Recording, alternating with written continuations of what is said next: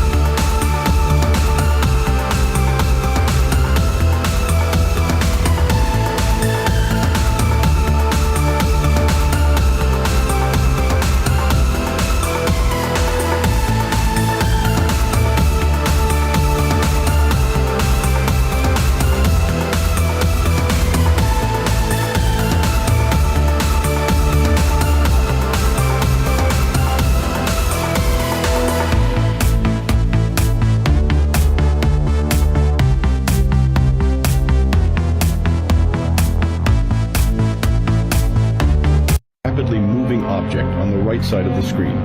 The acceleration of the craft is astounding. It seems to go from 0 to several hundred miles per hour within seconds.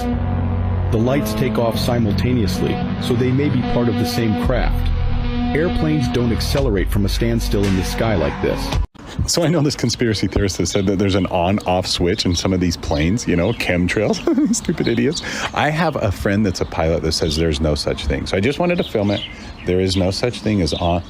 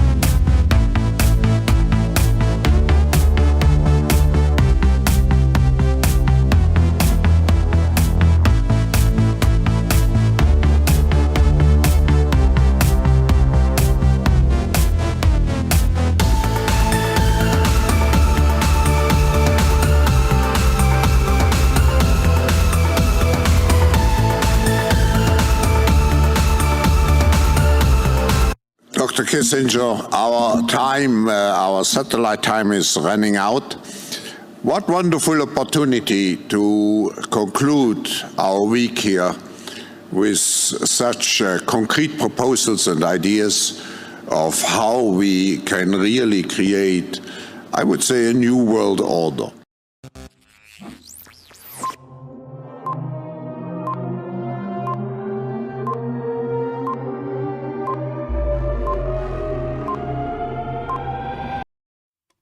Hello. Hello. Oh, and a few beers. Don't know if I can carry on. Anyway, yes, right. Okay, let's be a bit serious, ladies and gentlemen. You know what? If you don't like it, don't fucking watch it. Simple as that. You know what I'm like. If you don't like me here, tough shit. It's my show. So if you don't like it, away you go, right? Because the first thing I bet they've all left now. Yeah, well, I really don't care, because let's face it, most of them don't pay. And when someone starts in the chat before you've even started the show and says, can you moderate the amount of booze consumed? That is the worst possible type of Karen that you're gonna have, isn't it? You know, yeah, I'm gonna change my entire persona just to suit you. You know, just to suit you and what you want to watch. Why don't you go and watch your fucking cat videos? You know, away you go. Scuttle off. Don't piss me off anymore, because you did piss me off. Hey, you see it. And you know what? I'll do what I like on my show. You want to start your own show? That's fine. So, anyway, with that out of the way, yeah, with that, do you feel a bit cleansed? Was that cathartic? Well, sometimes it's really a pain in the butt, because everybody has a critic, but nobody does it, right? That's the problem. And then when you get your regular customers saying, oh, you talked a bit over Matt last night. Well, you know what? You try talking to Matt. It's like drawing fucking... It's like trying to draw blood from a stone. He's not really that chatty. He takes a bit of winding up, you know? So you want us just to sit there in silence while we wait for the next thing to come up? So, yeah. You know, I mean, well, it's an easy criticism to make, but you know, you've got a fine line to blend here, and sometimes it's difficult, because some of them do and some of them don't. Bye, Shalini. So, Shalini gone. Is there anyone left? Well, yeah, the people are here. Yeah. Yeah, but you know what? If people can't take criticism, that's fine. I can take criticism when it's warranted. But you're not doing what we're doing here. I mean, Ben and I do this all the time. We do it day in, day out. We give you something, you know, and I'm not speaking to you, Ed. Well, actually, you're part of the team, Ed, in fact, because we're putting a lot of effort into this, and you put a lot of effort into your show as well. And these people get this for nothing, right? Generally, they get it for nothing, and most of them don't give you any money, right? So what we're doing is we're putting ourselves out here, providing all this content for no remuneration, you know? And it's basically a full-time job for Ben and I. And I know you put an awful lot of work into your stuff. Latimer puts an awful lot of work into his stuff. You know? And yeah, it sticks in the throat a bit when you get people being like that for no real reason, you know? Yeah, I can imagine that. And it's also, I think that there might be something in the air at the moment. I've noticed it on Twitter. There's something that's like people are, I don't know, a bit more, what's the right word I'm looking for? I don't know if it's catty, sensitive, jagged. Those are the sorts of words that I'd describe. And I mean, I've noticed that because I posted something about why the hell are we getting involved with a nuclear armed superpower that has hypersonic missiles. And the tweet has gone as viral as a tweet goes when I post one. And some of that I've been accused of everything: Russian troll, Russian bot. Oh, of course. Anyway, right. But I mean, you know, let's. I tell you what. Let's crack on. Let's slip away and leave. Yep. And breathe. Leave the real world behind and come back into the past. We're going down the rabbit hole. We are going down the rabbit hole, and we are going down the rabbit hole with Ed the Techie. Ed, lead on, my man. Thank you very much, John. And thank you, listeners, for tuning in.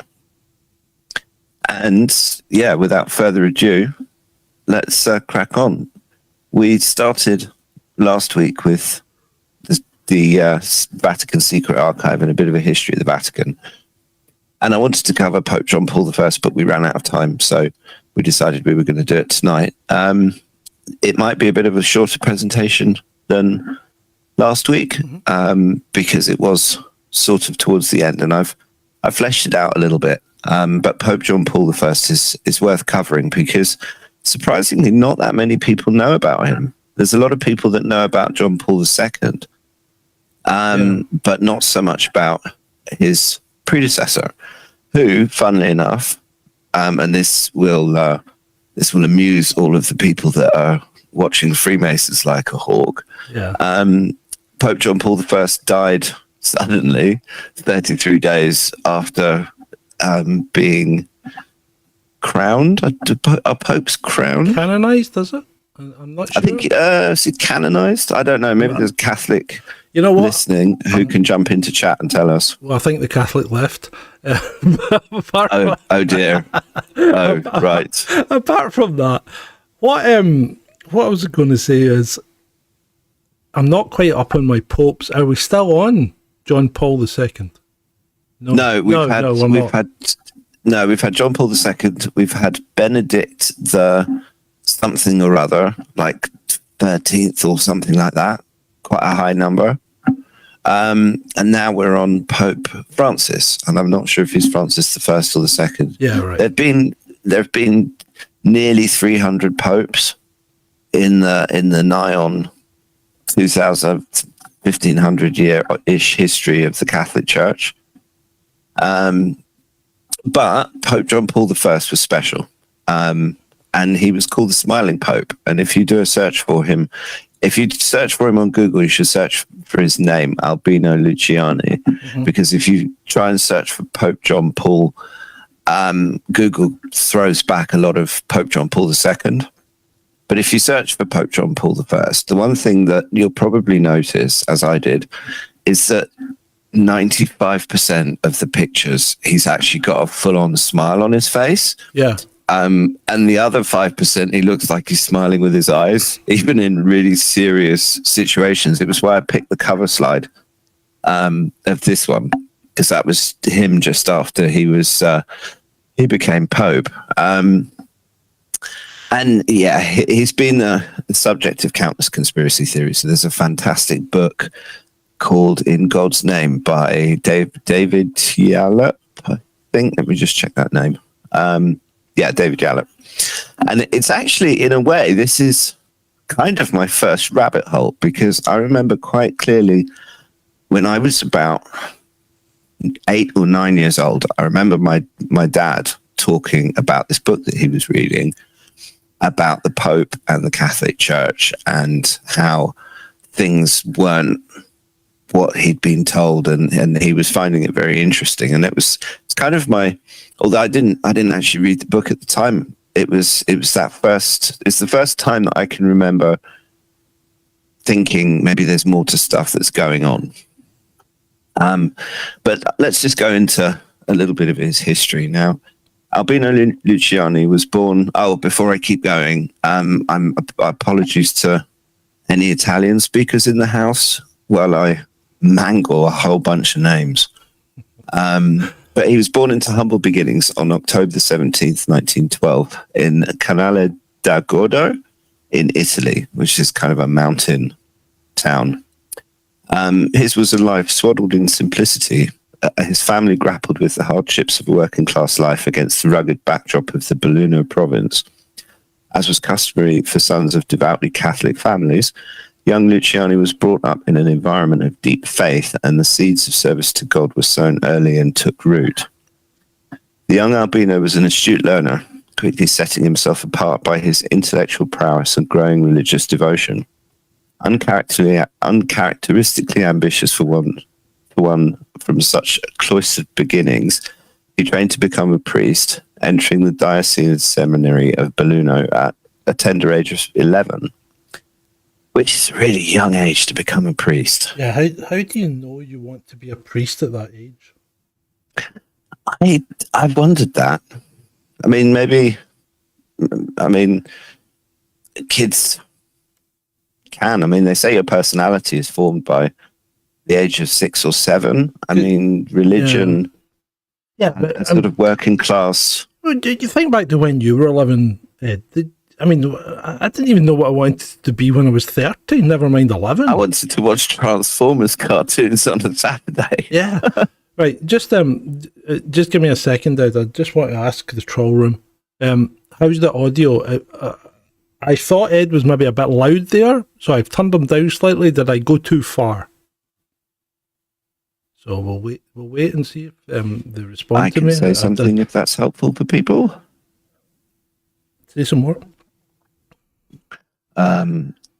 Right. What did I say? Young Albino was an astute learner. Yeah, okay. Quickly setting himself apart. We're getting good. We're getting good. Marlissa says prima. Cool.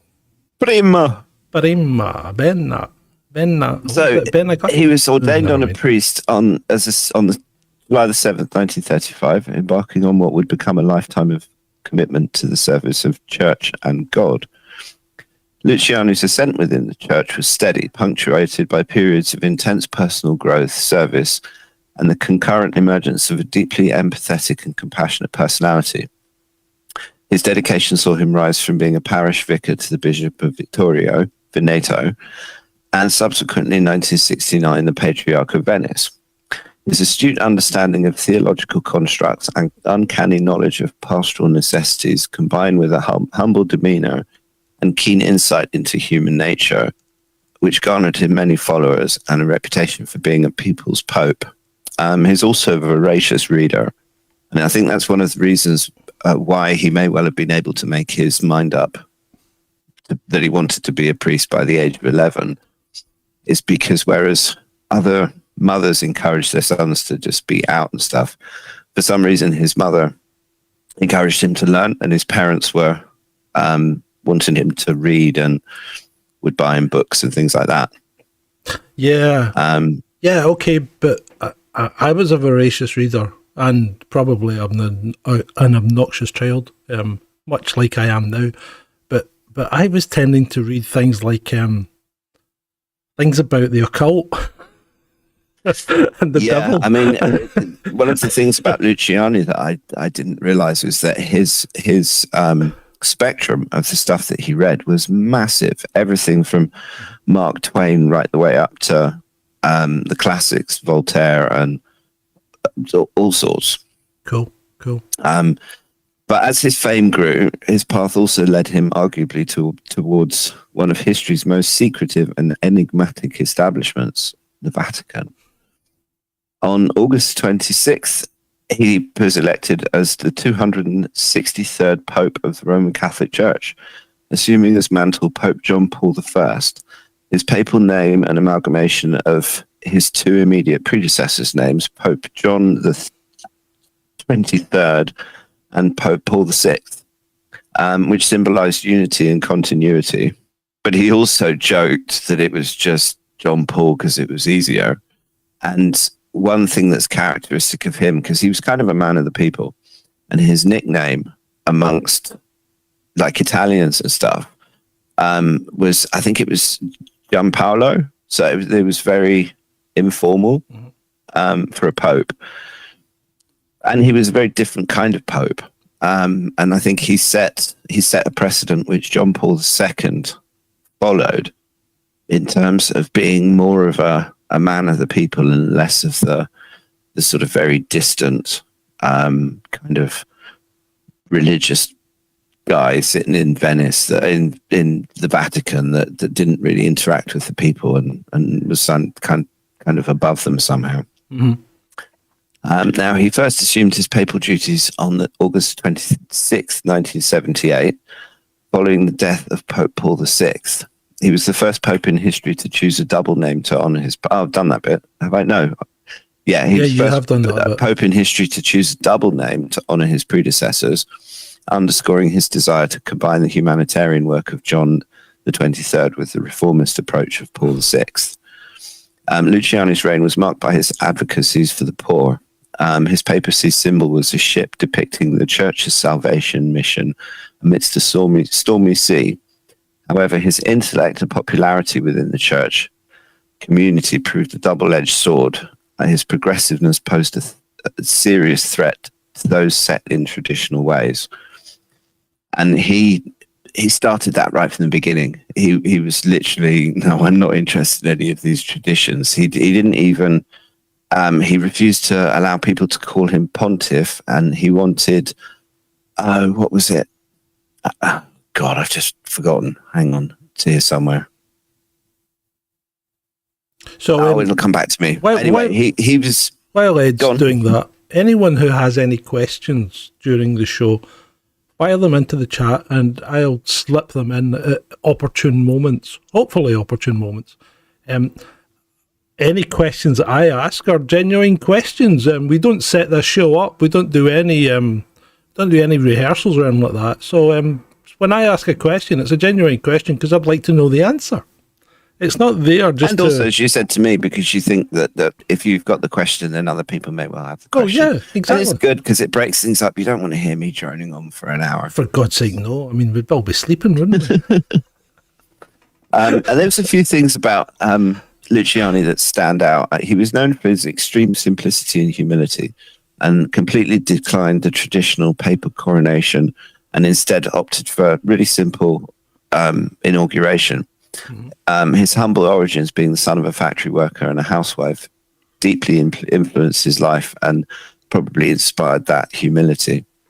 He's also known for his frugality. He chose to wear the same pectoral cross and ring he used when he was the Patriarch of Venice, rejecting the more ornate ones that were customarily used by popes. He also believed, and he practiced this when he was Patriarch of Venice as well, that the church should be a church of the poor, by the poor, for the poor kind of thing. He wanted to take it back to what Christ had in mind. And he got into all sorts of trouble with other high up church officials in Venice because he was selling things off and helping people out with money and all kinds of stuff that rubbed people up the wrong way. Yeah, because you don't really think of the Catholic Church being like that these days. They're kind of always hovering in the background, but they always seem to have plenty of money, don't they? And they're always there when you're getting on in life and saying, you know, you're going to donate that to the church when you die. Yeah, absolutely. And it's money is where the story gets really interesting. At the moment, I'm just trying to give the listeners and you a kind of just paint a picture of the man and sort of explain who he was and where he came from and what his sort of motivations are. But it's his frugality and his desire for the church to be more poor than it was rich was a problem for a certain faction within the church. And that certain faction within the church happened to be connected to international banking and Freemasons and Nazis and all sorts of other wonderfully savory characters. But Luciani was also considered an exceptionally warm and gentle person. He had a particular fondness for children, and he often used simple language and metaphors aiming to be understood, especially by children and the less educated. In terms of personality, he was always known for his approachability and down-to-earth nature. He willingly broke with papal ceremonial traditions to promote a more accessible image of the pontiff and to humanize the position. I thought that was a great picture of him. Of all of the ones that I've spotted, that one just has normal. That is just someone. That's a face that you could talk to. It's someone that you can see the humor, the humanity. It's a great picture, and I didn't do this deliberately, but it worked out this way when I found the pictures. But if you can see this red bit of person, we're going to come back to him in a minute because, I'm not going to mention his name right now because he's. What age is this guy? He was. Hang on a minute. He was crowned pope in 1978. And he was born in 1912. So you're better at math. Well. Like 50s, 60, fairly young. That was one of his 66 or something. That was Pope John the 23rd, one of the people that he took his name from. He's a severe looking character. Yeah, I mean that's the more sort of traditional papal type figure that people have kind of come to expect, and he has that look of someone sort of serious and boring. Pope John Paul I was known for his kindness and compassion. He once said, "If God is father, then he is mostly a mother," emphasizing his belief in the nurturing side of faith. Mm-hmm. Despite the enormous burdens of office, he always maintained his sense of humor and was often seen smiling and even joking, earning him the informal title of the Smiling Pope. He was also very intellectual. He wrote several books that combined theology, spirituality, and pastoral guidance in a simple and understandable manner. His teachings and writings were revered by both the clergy and lay followers for their depth of insight and simplicity. He firmly believed in a church that was inclusive and compassionate.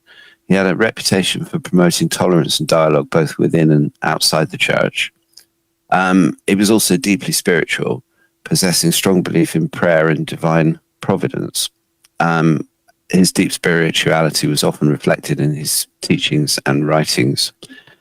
Even as cardinal, he displayed a keen sense of social justice and economic equality, standing up for the rights and dignity of every individual, especially the poor and the marginalized. And the people loved him. He was massively popular, which is one of the reasons that I think he, the subsequent popes, like particularly Pope John Paul II, who was clearly, popes choose their names very specifically to kind of let people know what sort of pope they're going to be. And when you have 263 odd people to choose from, it's probably more of a choice, like which one of those guys am I going to try and, oh my God. Who was the pope that used to have the orgies? Alexander.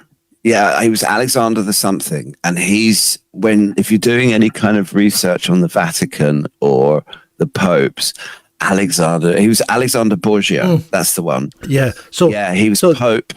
Has anyone ever called themselves Pope Alexander after that?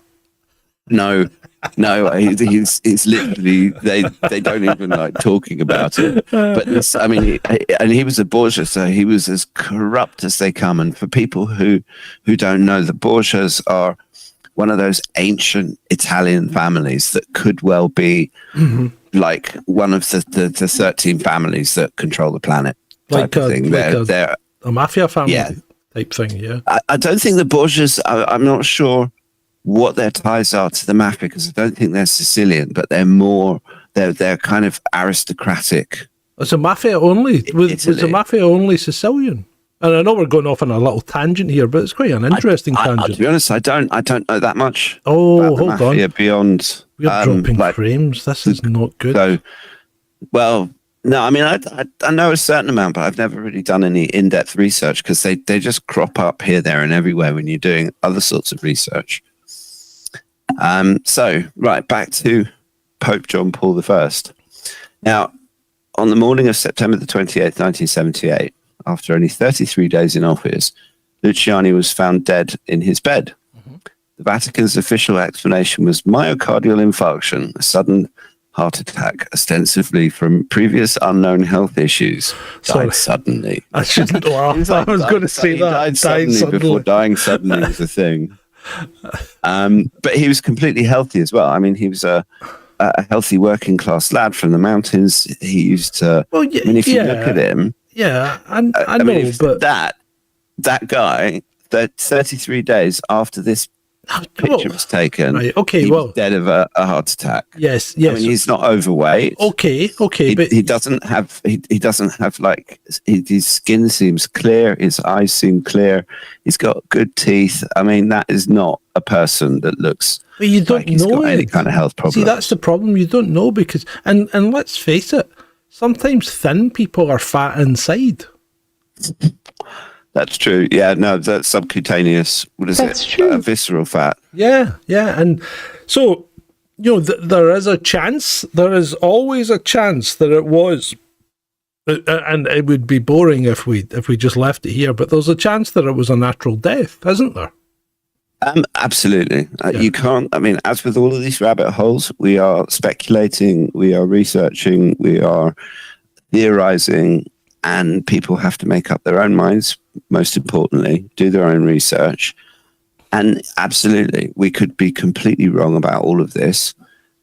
And it could just be everything's swamp gas and lights in the sky, and we just go back to normal. Or we can properly go down the rabbit hole. So he was found dead. He was found dead in his bed at a fairly young age, late 60s, if no more than that. He was healthy. He looked happy and unstressed, really, as much as a pope probably can be. Although he did have a completely different approach to the rest of the entire church. Yeah. Absolutely. Right. He managed to piss an awful lot of people off. Mm-hmm. In the Roman Curia, and the Curia is the Vatican bureaucracy is probably the best way to describe it. They're kind of it's not a huge number of them, and they all have Vatican passports, which means they've got diplomatic immunity, and they don't have to pay taxes and all of that good stuff. So are these guys like the kind of civil servants of the Vatican, or are they above pretty much. that? Yeah, I mean they're all sort of cardinals and all of that stuff. So they're all part of the church, I think. Well, these guys will be they'll be like the EU. These will be like the Ursula von der Leyens, the ones that aren't elected but actually run the show. Yeah, pretty much. Yeah, right. Yeah, okay. And I mean the Pope. Different popes have different amounts of influence, and the popes. I mean, after some previous papal abuses, subsequent popes put in new rules and stuff. But the Pope has ultimate authority in the Catholic Church and in the Vatican. They have the Pope basically says jump, and everyone else says how high. So, Spencer's saying, why do popes have to choose a new name? Do they have to, or is it just a tradition that they do? It's tradition, as far as I know. It's. I think that there's probably entire reams of paper written about why popes choose a name, and there's probably a book written about why each pope chose the name that they chose. But as with everything. It's tradition. People have to understand that the Vatican is steeped in it. If you look at the British monarchy, how steep they are in all that tradition. Mm-hmm. And the monarchy is young compared to the Vatican. And there's also the expectation. I mean, people have expectations of how popes and cardinals and bishops and priests and all these sorts of people have to behave. But where it gets interesting with Pope John Paul I is the inconsistencies surrounding the discovery of his death. And it includes differing accounts of who found him dead, the timing of the discovery, and an alleged break in the papal death protocol. The now infamous book In God's Name by journalist David Yallop that I mentioned before suggests that Pope John Paul I was assassinated because of his intent to reform Vatican finances and incapacitate the corrupt aspects of it. More of which in a little while. Okay. Yallop points to the Vatican's hasty embalming, lack of post-mortem, and the promptness of declaring unnatural causes as an attempt to cover up the assassination. Now, this is classic 9/11. Let's just get rid of the freaking evidence really quickly. Yeah. Or JFK. I mean, that in itself raises so many red flags. And it's just it links a lot of rabbit holes. So when when a pope dies, okay, there isn't a time constraint on burying him, is there? No. Right. So, and there's no religious objection to a post-mortem or anything like that from the Catholic Church generally? Absolutely not. I think there have been post-mortems conducted on previous popes. So this seems a bit strange that a young, fairly healthy guy, or youngish, fairly healthy guy, dies in his sleep, and next thing you know, he's embalmed and buried. Yeah? Yeah, absolutely. That was Pope Paul VI, the predecessor. I got the slides the wrong way around. Now, carrying on, Luciani had expressed an intent to dig into the Vatican Bank's financial irregularities, of which there were many, leading many to believe that this could have been a motive for his rumoured assassination. I would say it's so likely I would wager money on it. Additionally, Luciani was said to have had in his possession a list of Freemasons, including high-ranking church officials. His intent to expose and excommunicate those involved may have been an added motive for his removal. That list that we're talking about isn't just any list of Freemasons.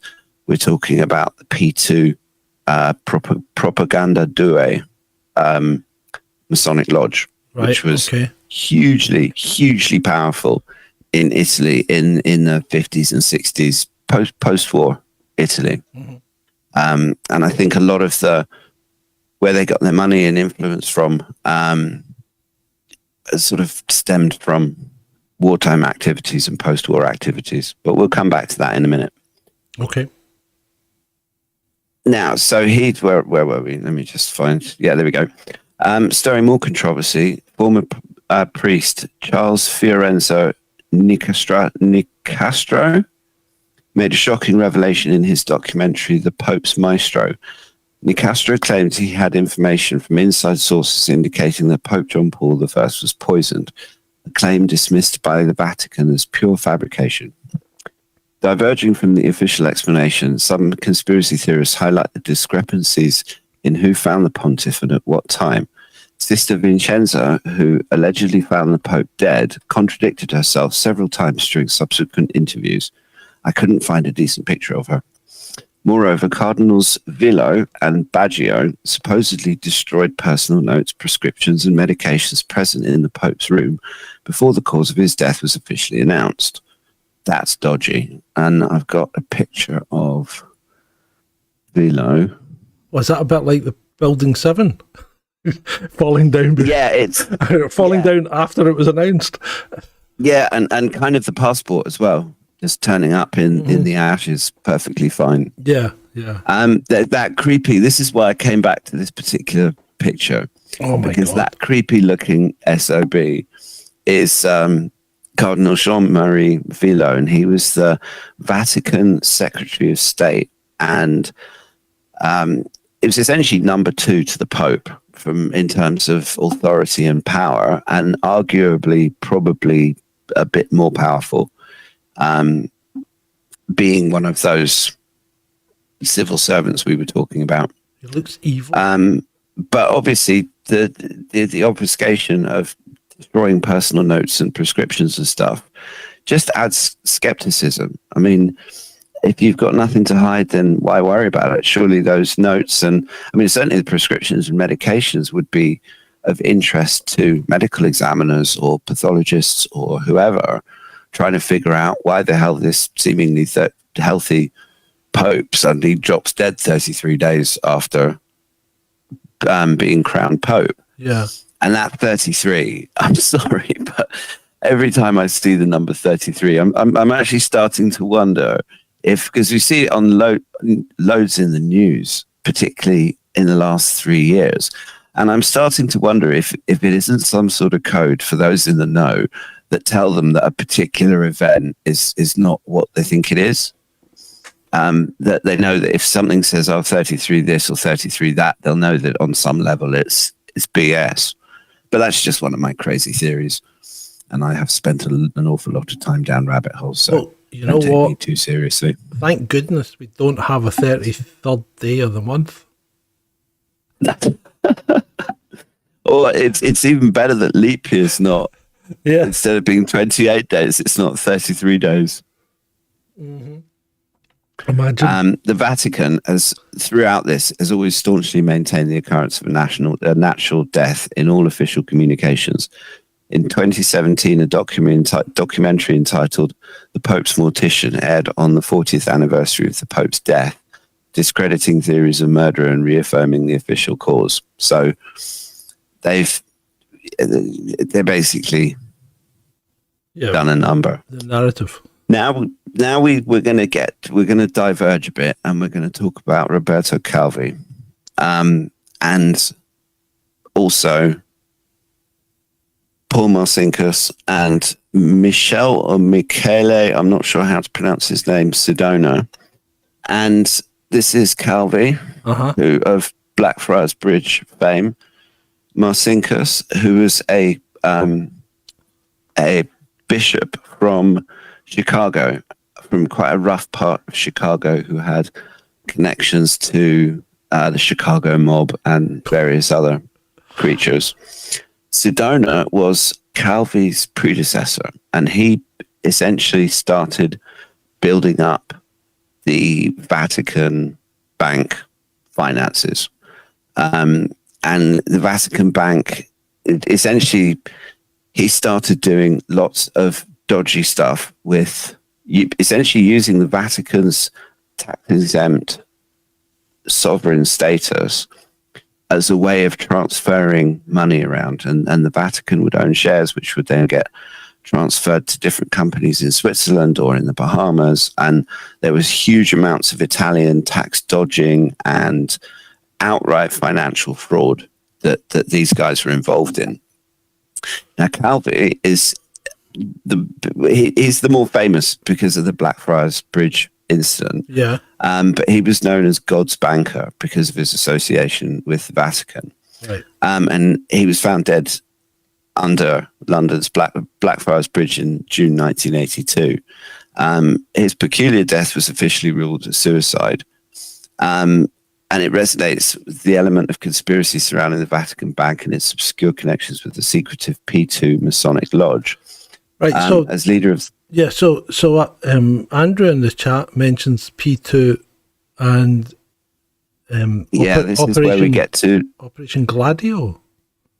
Yeah, Gladio was it was essentially a NATO and P2 operation in Italy and in places like Greece and other parts of Europe, whose sole aim was to stop any kind of communist government from happening in any kind of significant European country like Italy or Greece. And so they would have assassinations. I thought they were quite going down that route at one point, weren't they? Absolutely. Yeah. I mean, at one point, parts of the Mediterranean were not particularly safe places. I mean, they did stuff in Greece. They did stuff in Spain. I mean, the CIA and the mafia and all of these deep state dark force bastards, that, pardon my French, that are essentially responsible for pretty much every bad thing that's happened. Not every bad thing, but a lot of the shenanigans. Let's just use a bit more of a polite word than I was going to. They're all interlinked. This is one of the reasons why this story is so interesting. And yeah, it's controversial as well. But as leader of the most controversial Italian bank, Banco Ambrosiano, Calvi was entangled in a world of financial scheming, political alliances, and clandestine societies, which led to his ostensible suicide. Which, when you hear the story, he was found with bricks in his pockets. And if you look at Blackfriars Bridge, it's not exactly particularly easy to hang yourself. No, it's not, is it? So, yeah. But Calvi's ties to the Vatican Bank, which is also known as the Institute for Works of Religion, the IOR, which is how it started. The whole aim of this organization was to further religious works and to fund churches and missionaries and priests and all this kind of stuff. Yeah.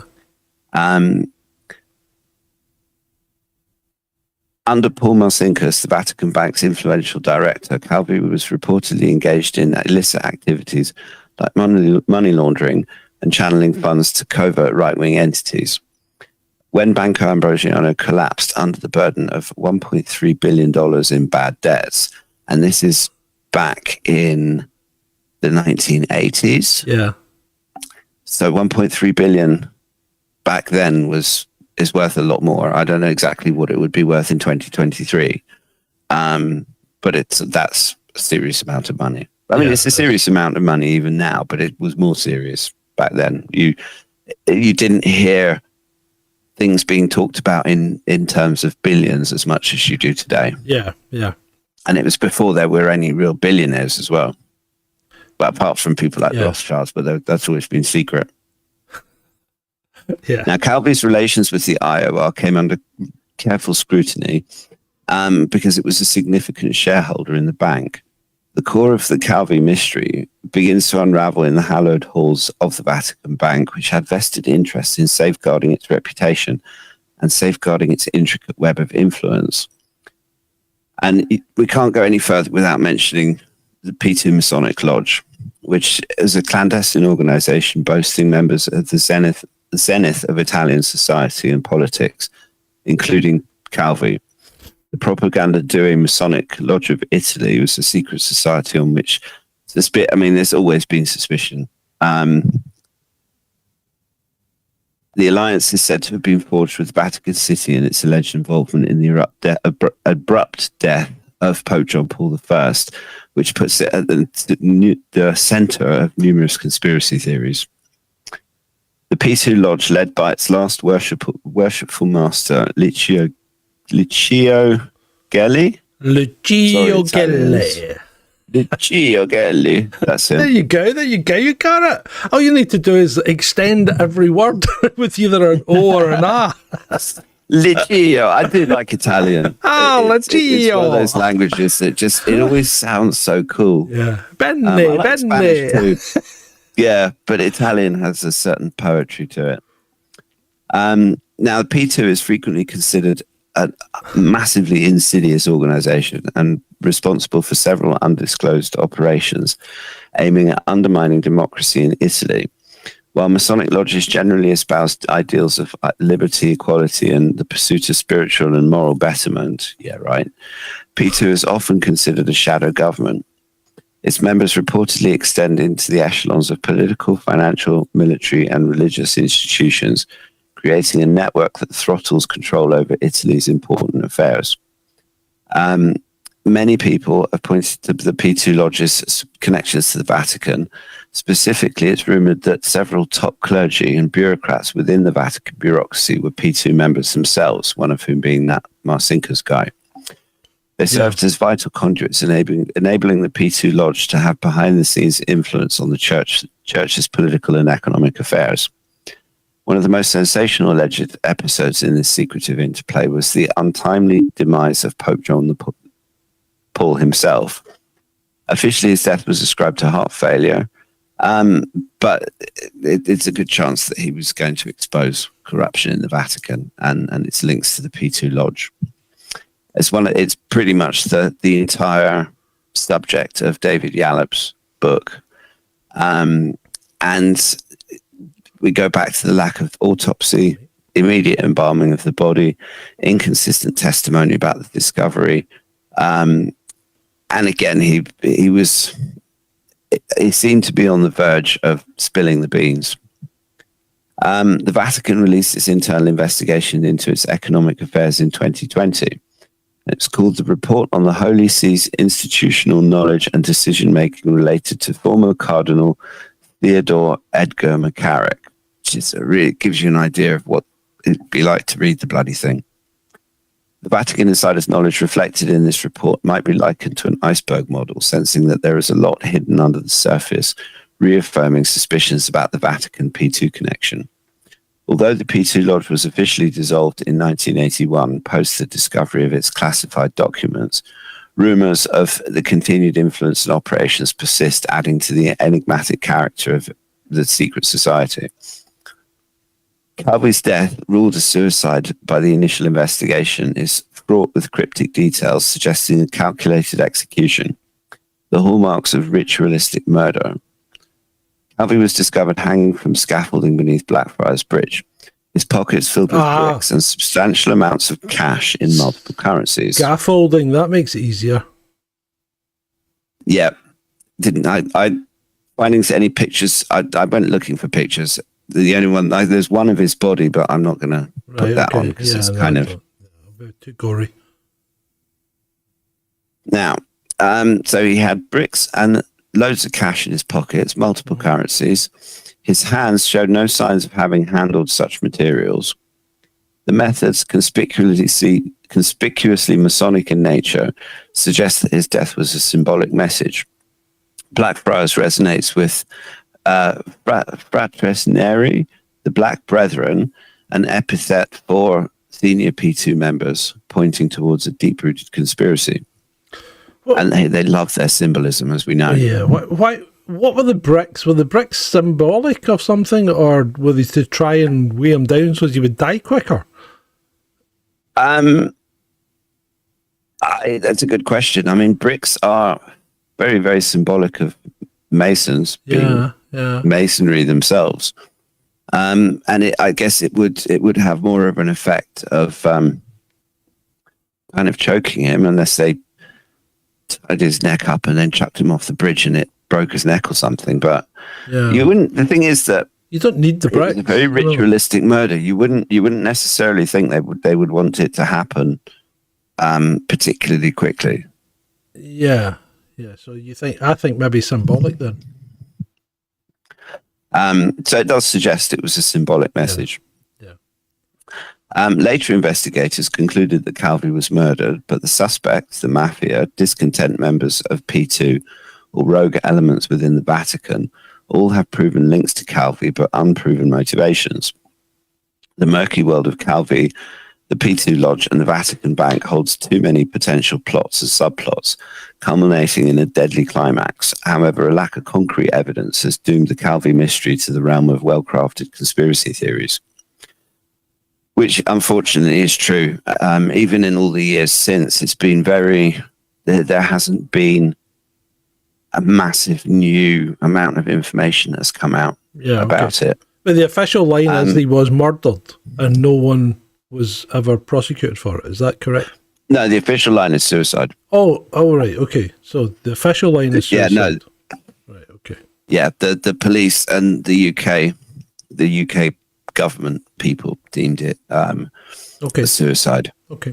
But that's also that's up there with the whole Iraq's got weapons of mass destruction on the believability scale, and it's one of those things. I don't think anyone that has even the kind of message that one got from the newspapers of the time would leave you asking questions. It's just it's like, no, come on, seriously.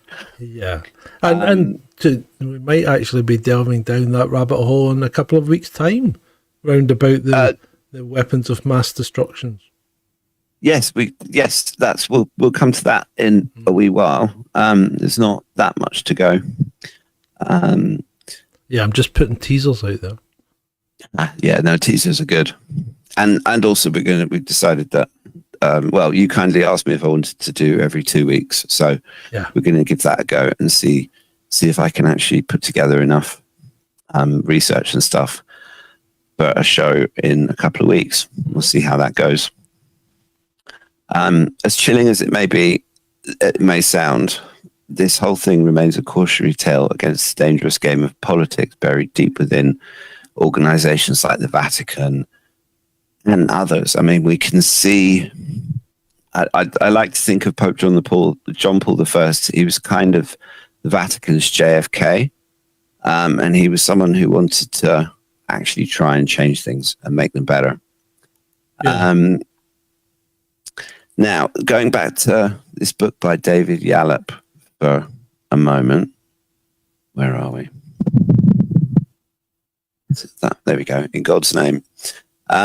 He's the one that's essentially raised most of the allegations against the Vatican Bank and the connections with Freemasonry, organized crime, and intelligence agencies. And for anyone out there who is interested in this subject, I can't recommend this book highly enough. It's a really riveting read. He's got a great literary style as well, and he goes into a huge amount of detail. The research is meticulous, and he's tried to locate multiple sources for all of his claims. He doesn't always necessarily identify all of them for obvious reasons, but where he can identify them, he doesn't. Where he can't, he's honest about it. And his understanding of the Vatican's inner workings, the mechanics of the financial institutions, the complexities, all of it are profound. I mean, it's quite a big book. He doesn't shy away from pointing fingers either. And several high-profile figures come under his scrutiny, the most prominent being the former Vatican Secretary of State, Cardinal Velo. Now, of all of you just have to look at that creepy. He's just creepy. He creeps me out. And every picture that I found of Pope John Paul I, he's got this really. He's either smiling or he's partially smiling, or his eyes are smiling and his mouth is trying to be serious. And every picture of this Velo guy, I think he's French, it just creeped me out. He looks like Bishop Brennan. He's got a touch of darkness about him.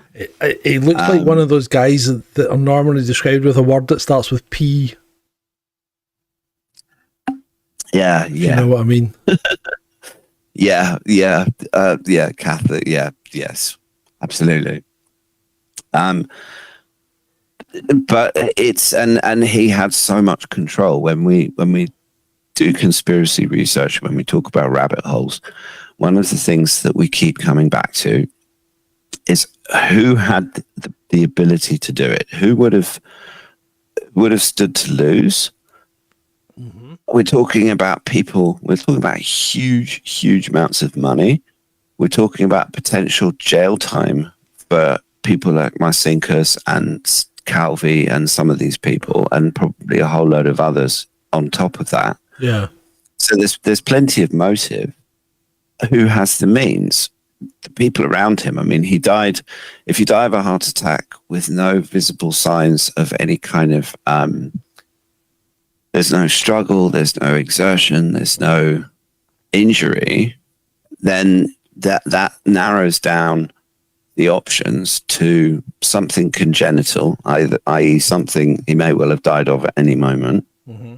or poison, or some other means. I don't know, poison dart, EM, some sort of electromagnetic something or other.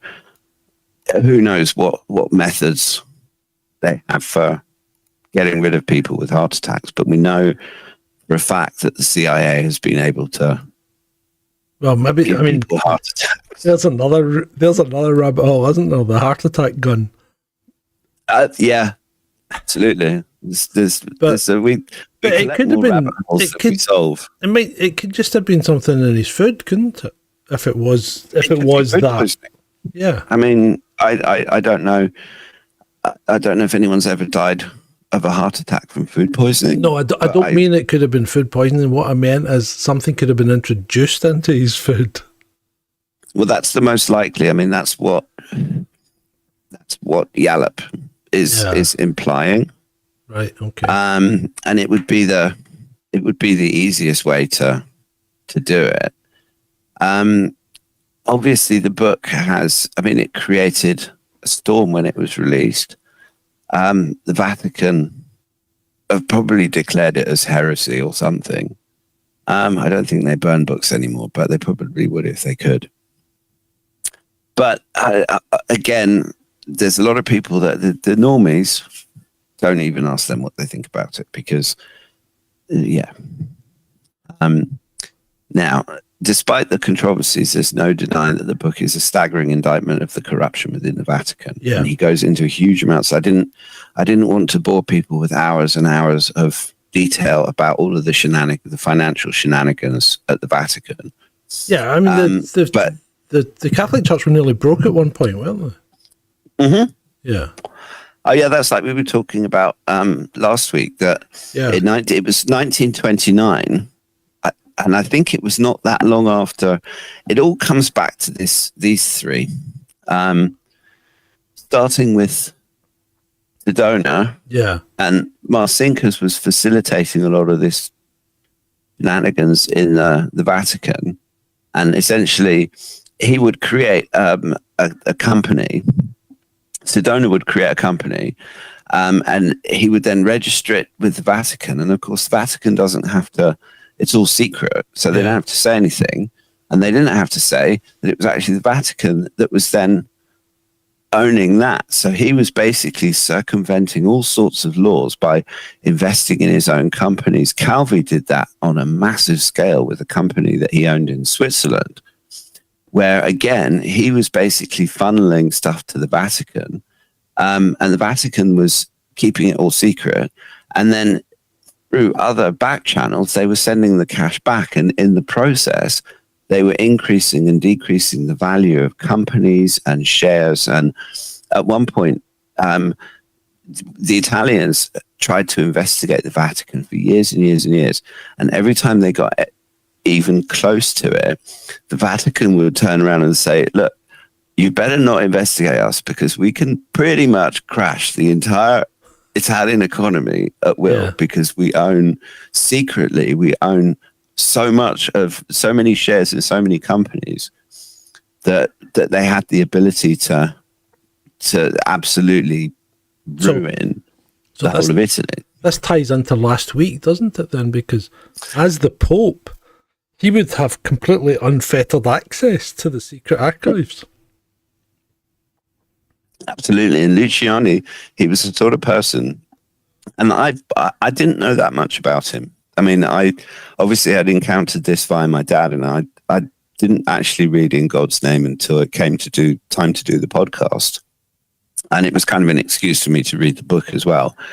But there's so much in there that connects so many different rabbit holes that it's fascinating, the different interplay of power and corruption, and you can see. And the thing is, they've put a prodigious reader into the role of Pope, and then give him access to the secret Vatican archives. What's he going to do except read them?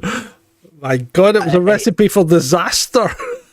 But more to the point, he probably would have opened them up. He would have said, look, why is all this stuff secret? We need to share this with the world. We need to do this. And I've got a question I need to ask Ed, right? Mm-hmm. Why would they elect him? Because they knew what he was like. They knew they didn't. They didn't know what he was like. How would they not know what he was like? Well, because he was an interesting one, because when Pope Paul VI died, they summoned the conclave, and Luciani had there were three cardinals that really liked him and were really rooting for him. And he didn't have much reputation apart from with those three.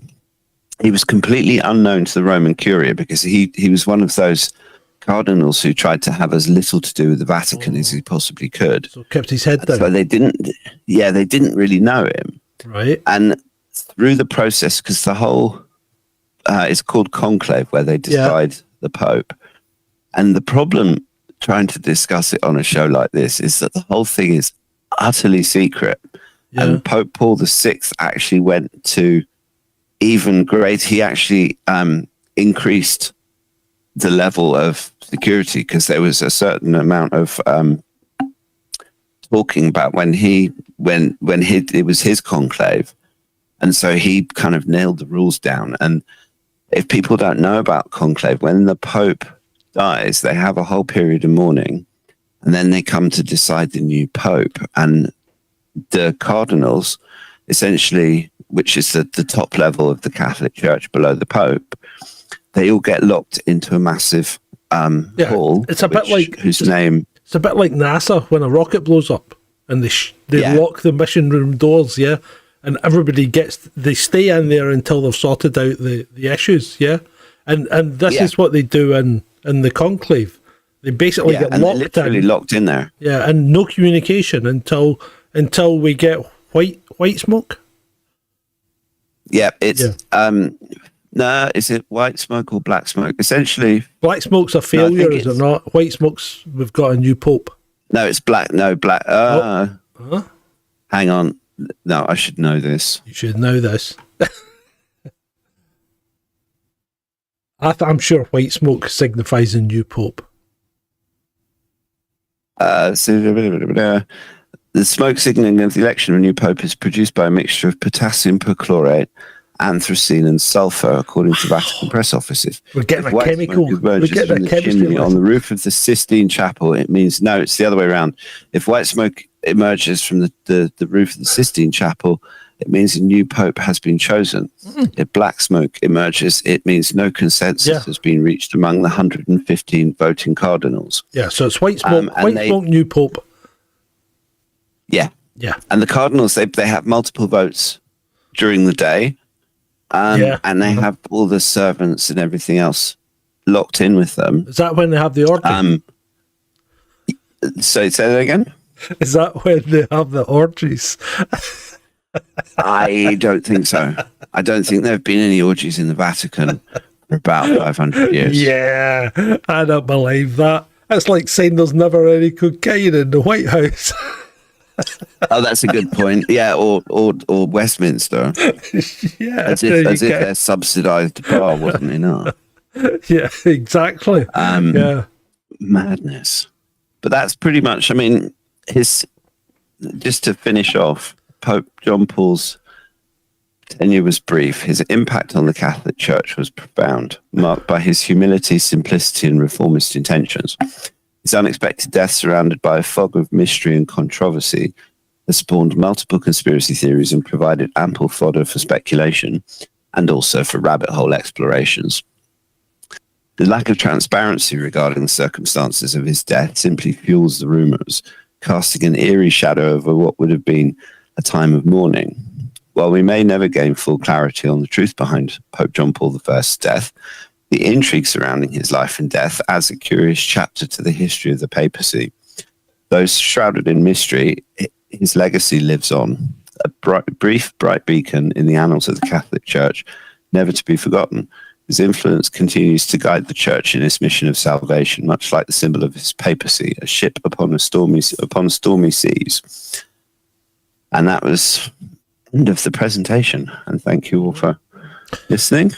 Although we can take some questions if people have questions, or if there's some comments, if I got anything wrong that people would like to point out. Well, right. So, one question I've got is, Spencer says possibly poison medication, which would explain why it was removed quickly. So, if he was so healthy, what medication was he actually on? I don't know. That's a good question. I mean, that's a good question, isn't it? it could have been aspirin. I didn't really look that deeply into what the meds were. Although I could certainly do a little bit more research and come back to us next time. Sure. I'll come back to you with the answer for that one. Right. So, I mean, it's just it's probably something I can look up myself, to be fair. It's quite interesting. Oh, what have we here? We have a meme from Ed. Yeah, I thought people would like to see this one. This is my, I call this one Cockwombles of Wimbledon. So is that meant to be Starmer? No, that's the Just Stop Oil. All right, okay. You're confusing me now, because what is Starmer? What's he going to be? I mean, Rishi. Oh, I don't know. I haven't decided. Oh, right, I've got him as Starmer is. I've done him as a Womble. I've done him as Snooty. I've done him as Sooty or Snoopy. Sooty. Sooty, right? Okay. Sorry. Yeah, no, I mean, I've got some time before he ends up inevitably turning the United Kingdom into frickin' New Zealand. So yeah, people have to follow me on Twitter, because I've tried. Oh, well, I also tried him as Basil Brush, which was just not No, particularly it's not. popular because Basil Brush is He's a well-loved- sacrosanct for a lot of people. Basil Brush is a well-loved character, mate. You don't want to go down that route. And to be fair, so are the Wombles. The Wombles of Wimbledon coming Basil away. Brush is funny though. I mean, come on. Yeah, but he's nothing like Starmer's not funny. That's the problem. I mean, you need something that Starmer's he is a bit of a Hector's House, and then maybe I know it's an old kids program, Hector's House, so not many people are going to remember it. But Hector was a boring old bugger, and that was the whole crux of the matter. And that's a bit like Starmer because he is a boring old bugger, isn't he? There's Hector.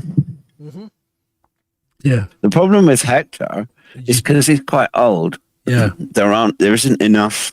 I know. I found enough angles of Roland Rat Yeah. to make Rishi work. Yeah. And in case people who are listening don't know, I've been on probably the last 2 or 3 weeks. I've been on a mission to convert our dear leader into a face that is far more fun than his actual face. Yeah. And there's loads of them. Yeah. No, I mean, every time Rishi posts one of his cheesy, because he's got the most awful fake smile as well. Oh, he does. And I turn him into Roland. I mean, you know what? You're just showing pictures of Rishi. I don't understand why you didn't meme them. People keep saying that to me. It's like Mariana Spring. Yeah, you keep making her better look than she really is. Well, this is the thing. So I was experimenting with a bit of additional bill treatment with Mariana. Yeah, but yeah, she's another one that's. Oh, that's not attractive. I don't know. That's not attractive. That's not a good look. That is definitely not a good look. But yeah, she doesn't look as good as she does generally. Yeah, I heard that she tried to restart Bud Light, but it didn't work. Yeah. And there's someone that's been in the news, Emmanuel. Which, if people look, I don't know if people can see it, but there's a certain. Oh, we probably can't see it because of hold on, let me see. Yeah, no, it's Klaus. Hold on, Klaus Schwab. Oh, right, okay. Are we tiny? That picture of teeny. him. And it's not him. I mean, it's clearly teeny. It looks like him, but it's not him. Tiny Klaus Schwab in the distance. Yeah, and there's that was the spanner that Elon threw into the works over the weekend. Yeah, well, right, okay, well. Did he really though? Because the whole you've probably not seen our show on. You've not seen Monday's show. I missed that one. I watched the one last night with Matt Letizia, which was really good, by the way.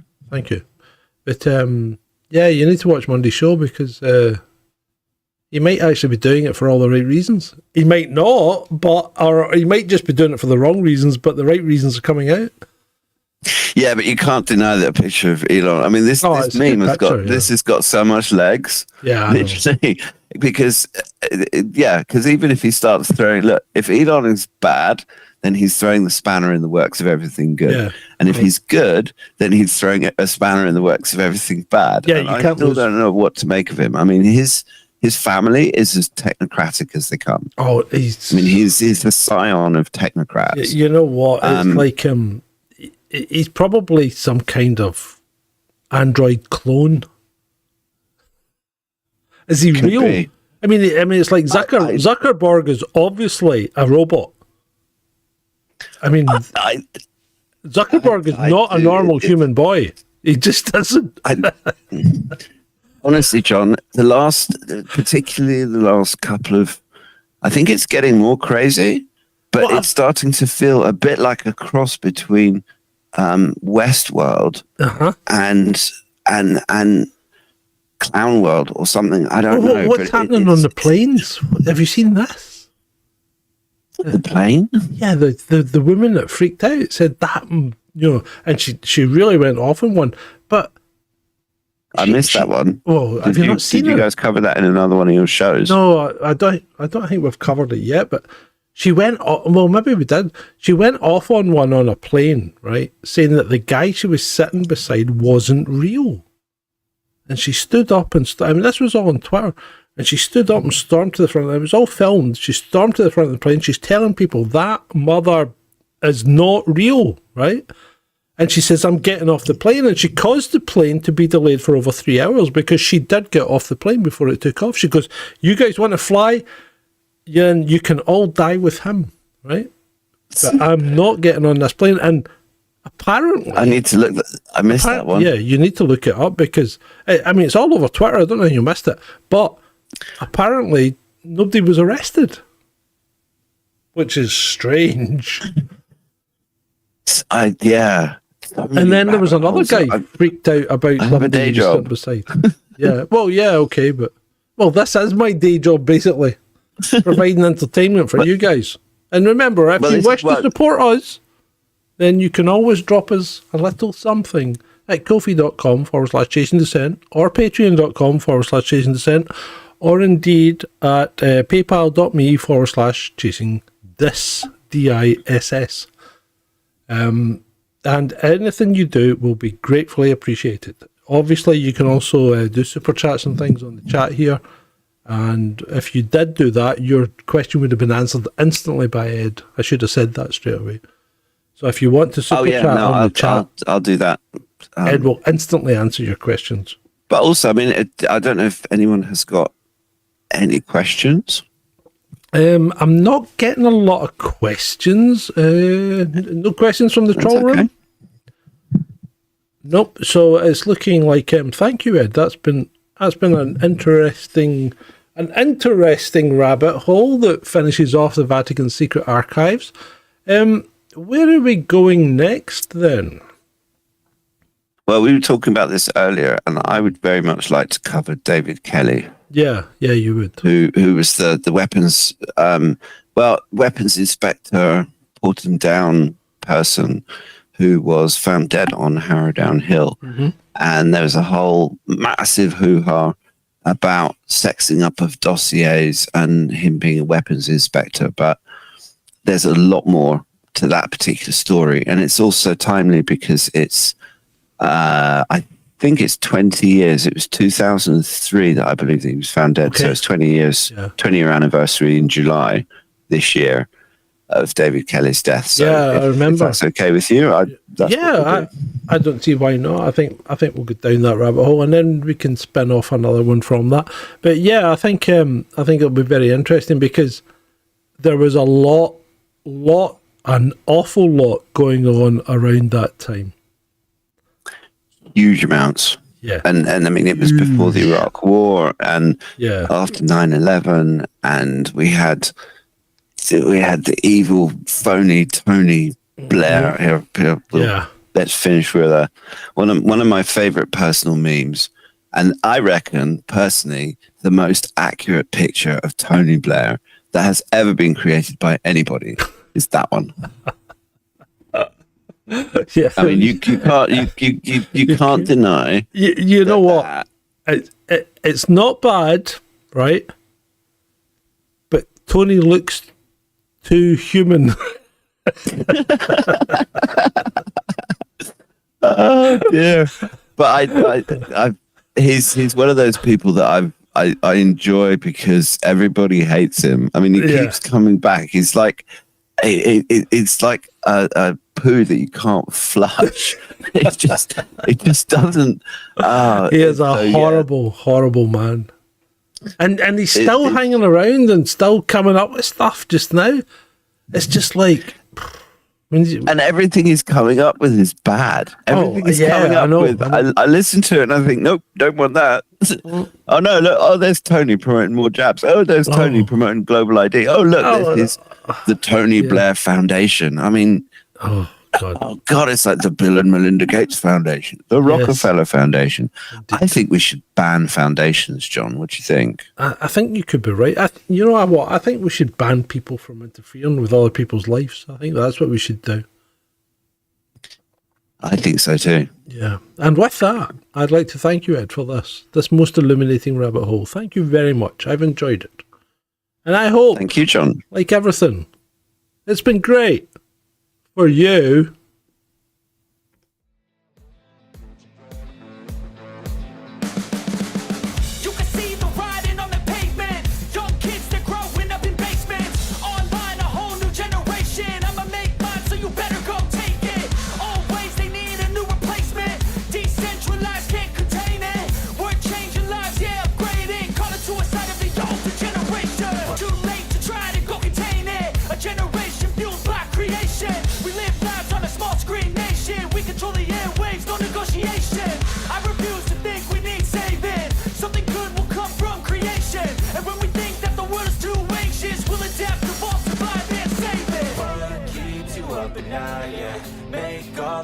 quiet, yeah. We were built to thrive, yeah. I think that we've all had enough. What keeps you up at night, yeah. Make all the demons quiet, yeah. We were built to thrive, yeah.